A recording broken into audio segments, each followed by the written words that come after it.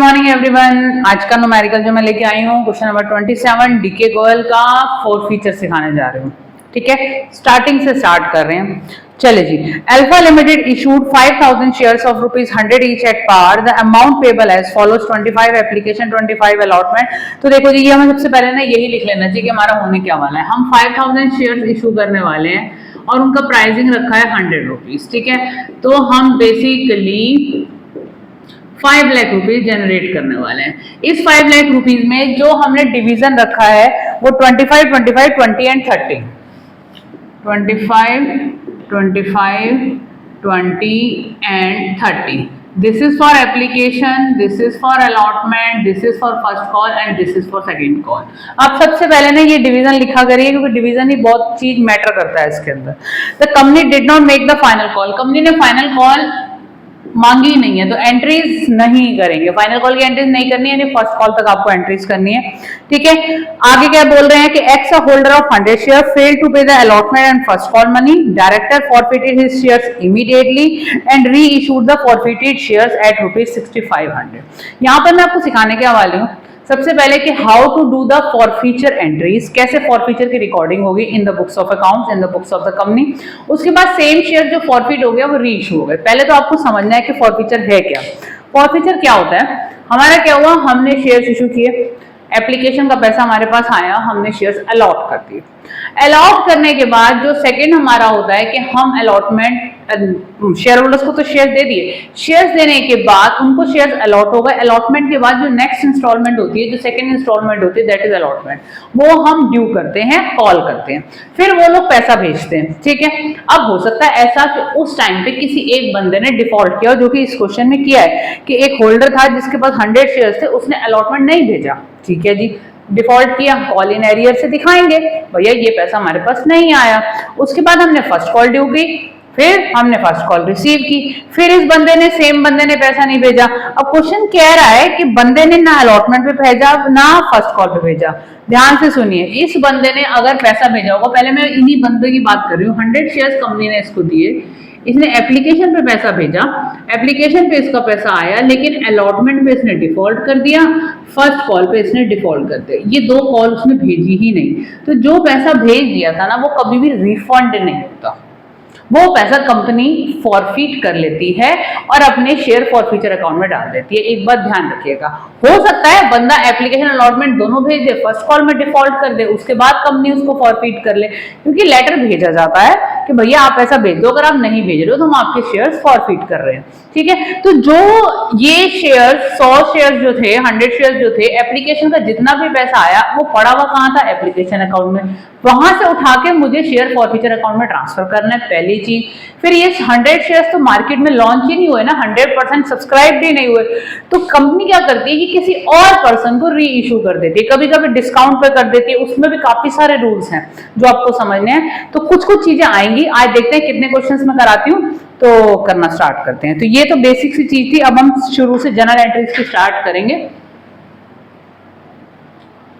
ठीक है, तो जनरल एंट्री सबसे पहले नॉर्मल इन्होंने कहा जनरल एंट्रीज कीजिए, और इस क्वेश्चन में बैलेंस शीट भी मांगी है तो वो भी थोड़ी सी सिखा दूंगी। ठीक है, सबसे पहली एंट्री हमारी क्या होती है, bank account debit to share application account. ठीक है, डेबिट करना है आपको। ठीक है, अब हमारे क्या है, 5000 शेयर्स थे 25 रुपीज के हिसाब से, ये हमारे पास पैसा आएगा। ठीक है, 1,25,000।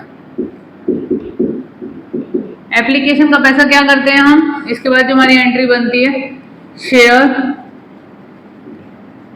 एप्लीकेशन अकाउंट डेबिट, किसमें डाल देते हैं, शेयर कैपिटल। बहुत सिंपल आया है ये क्वेश्चन, क्योंकि अभी फॉरफीचर की स्टार्टिंग हो रही है और आपको भी सीखना है, बोर्ड में तो ट्रिकी आता है, ये ध्यान रखिएगा। First step application money receive, second step application money transfer, third step allotment money due. चलो जी, अलॉटमेंट को ड्यू करते हैं। अलॉटमेंट हमारा है 25 रुपए का अलॉटमेंट है by chance. Share allotment account debit to share capital account, 1,25 का सेम ही है। ठीक है, अब नेक्स्ट एंट्री देखिए, जब पैसा आएगा बैंक अकाउंट डेबिट, और यहाँ पर बंदे ने किया है call in arrear. Call in arrear मैं पहले भी बता चुकी हूँ। Call in arrear account debit to share allotment account. Call in arrear की दो तरीके से एंट्रीज होती है, वो बेसिक जहाँ पे मैंने कॉन्सेप्ट समझाया हुआ है वहां से आप देख सकते हैं। मैं call in arrear account open करती हूँ। Reason behind call in arrear account open करते हैं, थोड़ा सा फॉरफीचर का काम थोड़ा और इजी हो जाता है। आप बिना ओपन किए भी कर सकते हैं। मैं वो भी केस सिखाऊंगी कि अगर आपने कॉल इन एरियर ओपन नहीं किया तो उसकी वजह से फॉरफीचर की एंट्री में क्या डिफरेंस आएगा, बट आज इस क्वेश्चन में कवर नहीं करूंगी क्योंकि कंफ्यूज हो जाते हैं बच्चे। ठीक है, अब 1.25 था। अब ध्यान से देखिए कॉल इन एरियर किसका हुआ, 100 शेयर होल्डर्स थे जिन्होंने 25 रुपए के हिसाब से हमें 2500 रुपए नहीं भेजे। ध्यान से देखिए ये हुआ आपका कॉल इन एरियर। तो 1,25,000 में से 2500 हमें नहीं रिसीव हुए, तो अगर हमें जो रिसीव हुए होंगे वो हुए होंगे 122500। ध्यान से देखिए 100 शेयर होल्डर्स ऐसे थे जिन्होंने डिफॉल्ट किया at the time of allotment. तो 100 शेयर होल्डर्स ने 25 रुपीज के हिसाब से 2500 रुपीज बनते हैं जो हमें नहीं भेजे, और जो पैसा हमें नहीं आया वो कॉल इन एरियर अकाउंट में रिफ्लेक्ट करेगा और वो हमारे लॉस है, इसलिए हमने उसे किया डेबिट। ठीक है, अब हमने बैंक अकाउंट डेबिट, हमारे पास ये अमाउंट माइनस करके आने थे 1,25,000, 2500 हमारे पास नहीं आए तो इसमें से इसको माइनस करके 1,22,500 हमने किए रिसीव। अब फॉरफीचर ना हमेशा चेक करना है कौन से स्टेप पे हो रहा है। इस क्वेश्चन में ये बोला कि fail to pay the allotment and first call money, यानी हमने फर्स्ट कॉल भी ड्यू की थी और फर्स्ट कॉल भी रिसीव की थी, और फर्स्ट कॉल भी जब रिसीव की थी तब भी बंदे ने डिफॉल्ट किया, तो हमें फर्स्ट कॉल की भी एंट्री पास करनी पड़ेगी। पहले तो फर्स्ट कॉल ड्यू करेंगे, share first call account debit. हमारी शेयर फर्स्ट कॉल थी 20 रुपीज की, तो 5000 शेयर्स पे 20 रुपीज के हिसाब से 25 लिख दिया मैंने।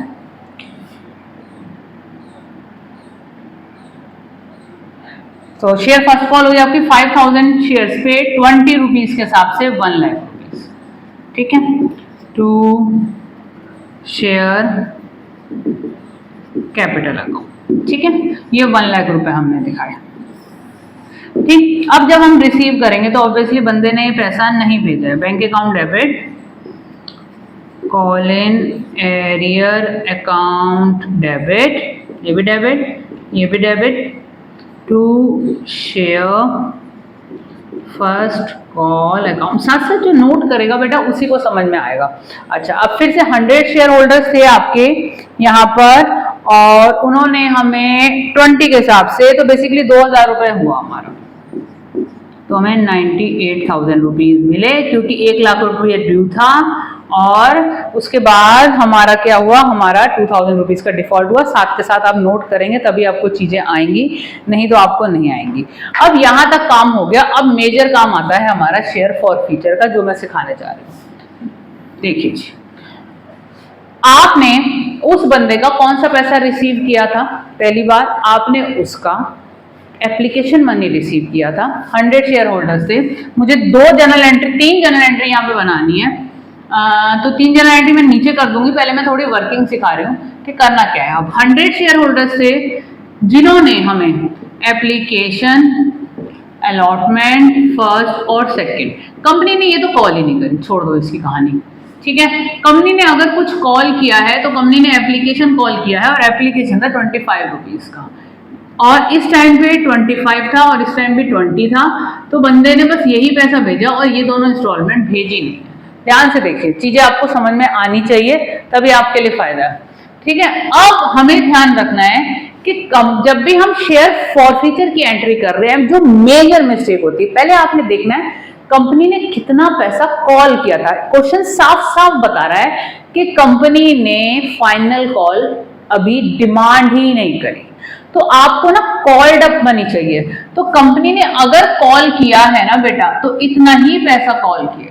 ध्यान से देखिए, सेकेंड कॉल कंपनी ने कॉल ही नहीं करी, तो कंपनी ने अगर डिमांड किया तो 25 + 25 + 20, यानी सिर्फ 70 रुपीज कॉल्ड अप किया है। ये कॉल्ड अप जरूर देखना है फॉरफीचर के टाइम पे, मेजर चीज है ये कॉल्ड अप देखना, इसलिए मैंने पेन का कलर चेंज कर दिया। अब कॉल्ड अप मनी, अब एंट्री देखिए, समझिए ध्यान से, शेयर कैपिटल अकाउंट डेबिट।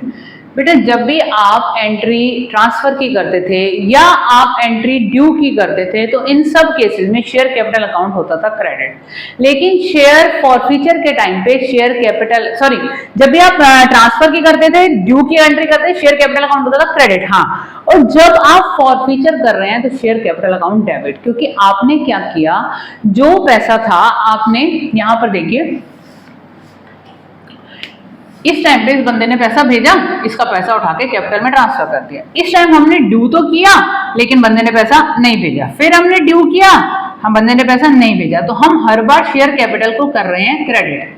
ध्यान से देखिए तीनों टाइम, यहां भी शेयर कैपिटल क्रेडिट हुआ, यहां भी शेयर कैपिटल क्रेडिट हुआ, यहां भी शेयर कैपिटल क्रेडिट हुआ। अब इस चीज को नलिफाई करने के लिए, क्योंकि ये शेयर अब इशू नहीं होने वाले हैं, ये शेयर फॉरफीट होने वाले हैं, तो शेयर कैपिटल अकाउंट होना है आपका डेबिट। और हमेशा शेयर कैपिटल अकाउंट जो डेबिट होता है वो कॉल्ड अप मनी से होता है। ऐसा भी हो सकता है किसी न्यूमेरिकल के अंदर अलॉटमेंट के बाद फॉरफीचर हो जाए तो अलॉटमेंट तक का कॉल्ड अप मनी बना। ऐसा भी हो सकता है कि फाइनल कॉल तक पैसा मंगाया, उसके बाद फॉरफीचर हुआ तो called up money full face value बन गया। तो ये सारी चीजें आपको बहुत ध्यान से करनी पड़ेंगी। फॉरफीचर में गलती बहुत होती है, 10 न्यूमेरिकल अगले बनाओगे तब जाके फॉरफीचर यहाँ बैठेगा, और उसके बाद भी हो सकता है कंफ्यूजन आए। तो practice makes a man perfect. Company account में है जनरल एंट्रीज, मैं कहूंगी पार्टनरशिप से ज्यादा इजी है, बट आपको करने पड़ेंगे सेम लेवल के क्वेश्चंस। आइए, अब हमारे को पता है कि 100 शेयर होल्डर्स थे जिन्हें हमें बेसिकली नलिफाइड करना है, उनका कॉल्ड अप मनी था 70, इससे करेंगे मल्टीप्लाई, यही मेजर चीज है। अच्छा, जो हमारा कॉल इन एरियर हुआ था उसको करेंगे क्रेडिट, क्योंकि हम यहाँ पर अपना loss call in arrear account में दिखा चुके हैं। अब ये लॉस होगा नहीं, हमारे लिए तो फायदा होने वाला है, इसको तो हमें करना है nullify. Call in arrear account debit to share application. आप एक काम कीजिए, एप्लीकेशन नहीं आएगा, यहां पर आएगा टू शेयर फॉर फीचर। ध्यान से देखिए,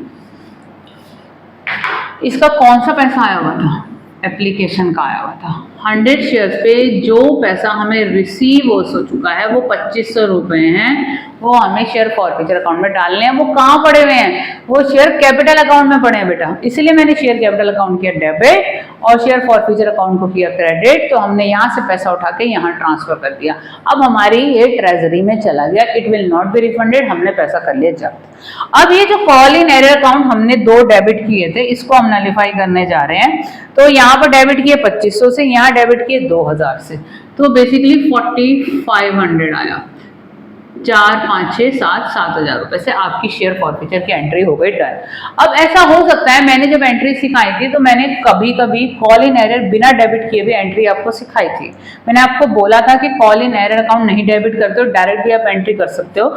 लेकिन अगर आप डायरेक्ट एंट्री कर रहे हो तो यहाँ पे कॉल इन एरियर की जगह शेयर अलॉटमेंट अकाउंट अलग से दिखाना पड़ेगा, शेयर फर्स्ट कॉल अलग से दिखाना पड़ेगा। वो भी मैं कवर करूंगी किसी और क्वेश्चन में, एक आधा क्वेश्चन और लूंगी, वहां कवर करूंगी। अभी पहले एक चीज सीखो, एक एक करके सीखोगे तभी समझ में आएगा।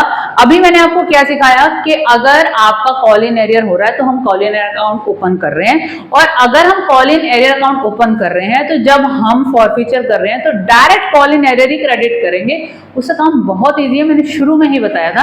तो बस हमारे ये 2 ओपन हुए हुए थे, इनको हमने कर दिया क्लोज। 2 तरीके से एंट्री बनेगी, अभी बोल रही हूँ, कंफ्यूज नहीं होना, वो भी सिखानी है मुझे और मैं सिखाऊंगी। अभी पहले एक केस सीख लो, ठीक है। ये हुई आपकी शेयर फॉरफीचर की एंट्री। जो भी एक्स्ट्रा मनी हमारे पास आया हुआ था, एप्लीकेशन का ही आया हुआ था, वो हमने फॉरफीचर में ट्रांसफर किया, कॉल इन एरियर को नलिफाई किया। अब शेयर कैपिटल में ये पैसा रिफ्लेक्ट नहीं कर रहा।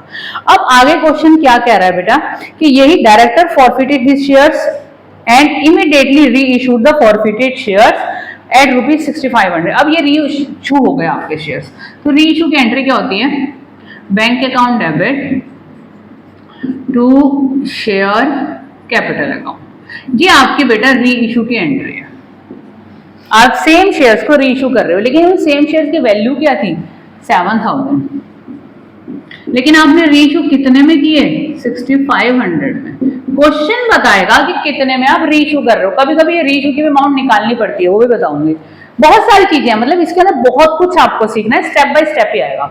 इन्होंने बोला कि हमने जो पैसा शेयर्स फॉरफिट किए थे उन्हें किसी और पार्टी को री इशू कर दिए। मार्केट में हम तो री इशू करेंगे ही करेंगे, तो हमने कितने में किए 6500 में इनको किया री इशू।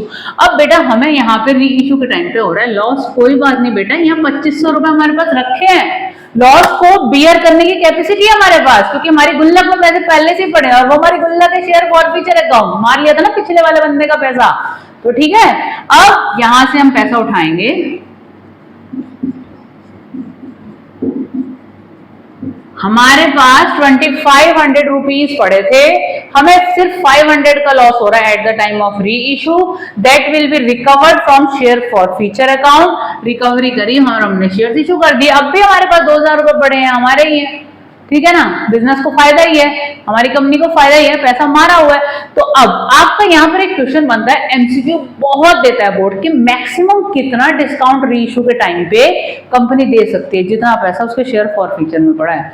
अब for example maximum discount company अगर देना चाहे तो 2500 शेयर्स पे आपके हमारे 100 शेयर्स थे, तो भाई साहब 25 रुपए तक डिस्काउंट दे सकती है पर शेयर, जितना पैसा पड़ा है सारे के सारे को वो यूटिलाइज करके डिस्काउंट दे सकती है। तो maximum discount a company can give to its shareholder at the time of issue is the amount which is available in share forfeiture account. loss bearing capacity है रीइशू के टाइम पे इतने रुपए की, इसके भी न्यूमेरिकल लेके आऊंगी, बनी हुई है वैसे ये वाले एमसीक्यू पे 2 या 3 अलग से वीडियो बनी हुई है, बहुत इंपॉर्टेंट है, मैं इसी के लास्ट में एंड स्क्रीन जो आता है ना उसको शेयर करूंगी, अब करना जरूरी है। अभी ना मैं बोल रही हूँ ना, आपको याद नहीं रहेगी और ये प्रैक्टिस में नहीं आएगी तो नहीं आएगी, इसके 2 वीडियो है, दोनों में डालूंगी लास्ट के एंड स्क्रीन में, करके जाना, ठीक है। अब आपका ये हुआ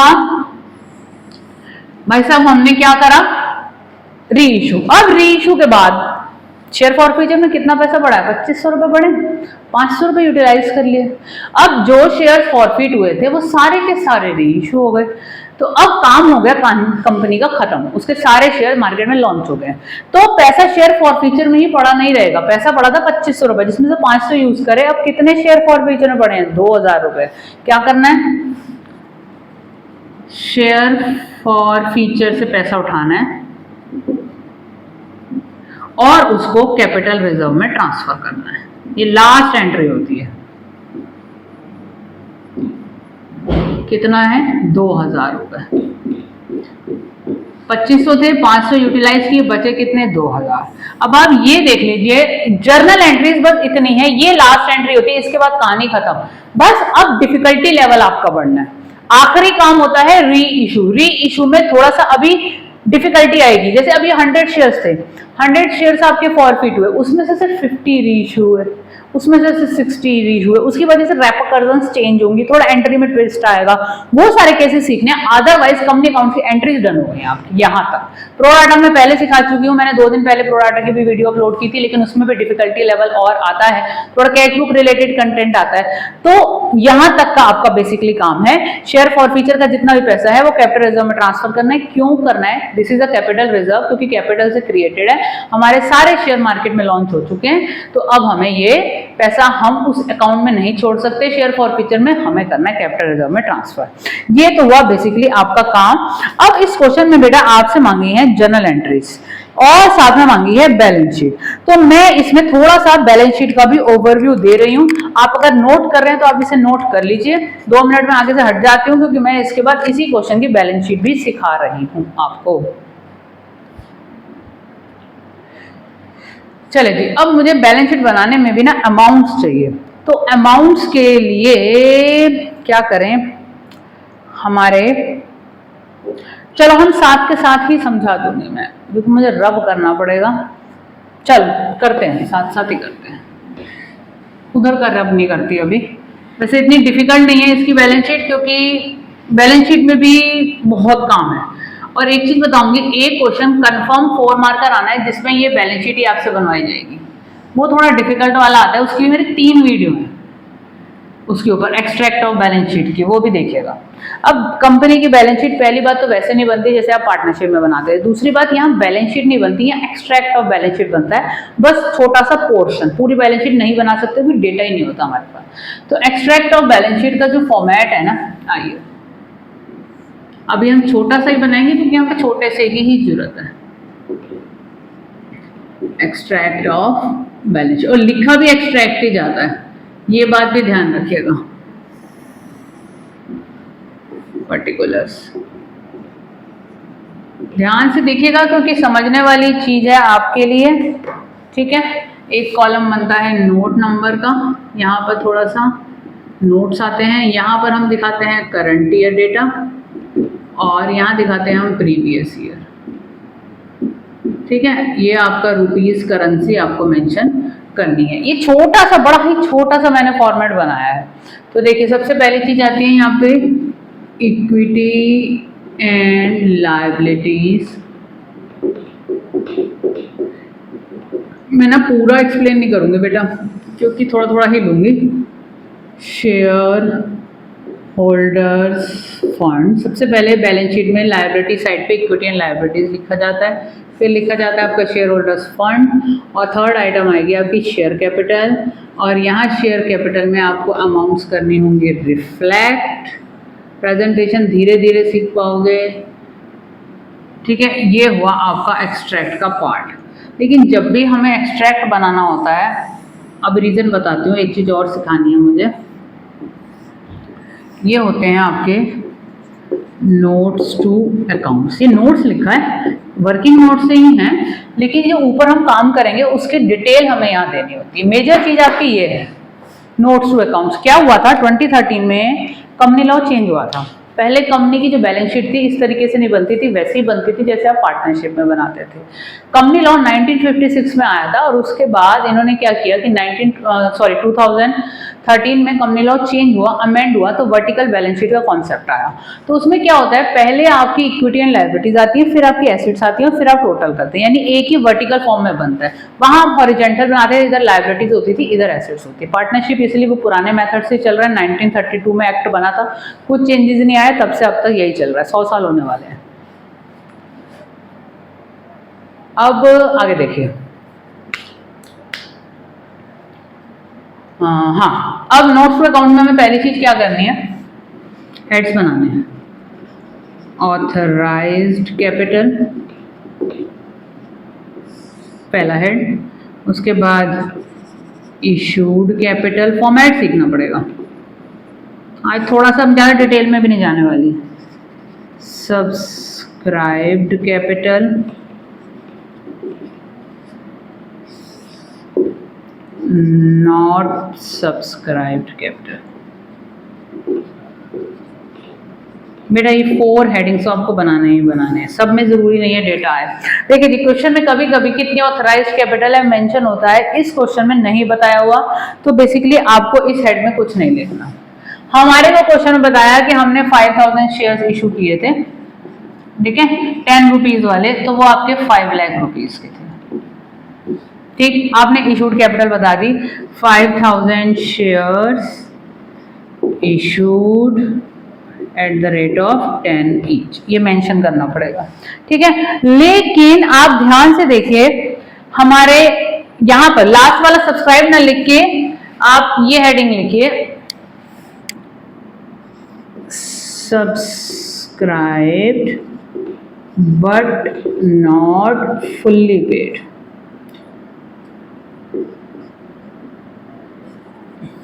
ये क्यों लिखना पड़ रहा है अभी समझाती हूँ।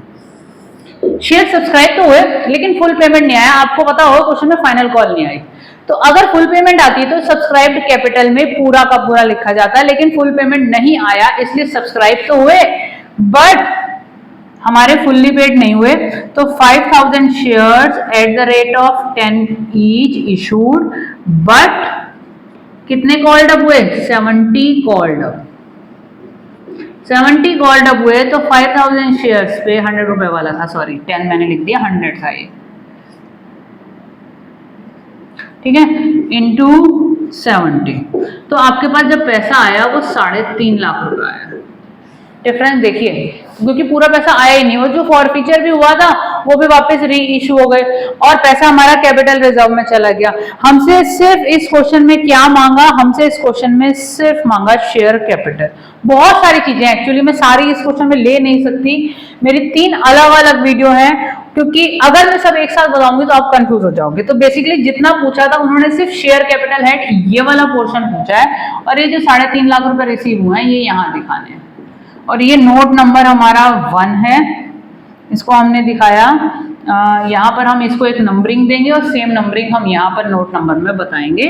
तो बेसिकली हमें कितना पैसा रिसीव हो रहा है, 3.5 लाख रुपए रिसीव हो रहा है इस साल की, हमारी जो शेयर कैपिटल है 3.5 लाख रुपए। बस इतना ही काम इस क्वेश्चन में करना है। बैलेंस शीट का, बैलेंस शीट बनाने का, एक्सट्रैक्ट बनाने का एज पर डेटा डिपेंडेंसी है क्या है, वो एक बार में नहीं आएगी।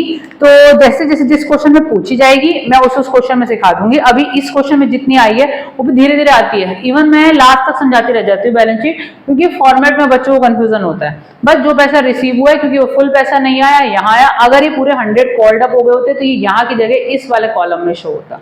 ऑथराइज का डेटा गिवन होता तो बिल्कुल पुट करते, नहीं गिवन है तो हमने पुट नहीं किया है। बस दैट्स इट, ये प्रेजेंटेशन आपको देनी है। ये क्वेश्चन मैंने कर दिया कंप्लीट। एक क्वेश्चन और लेने की कोशिश करती हूँ।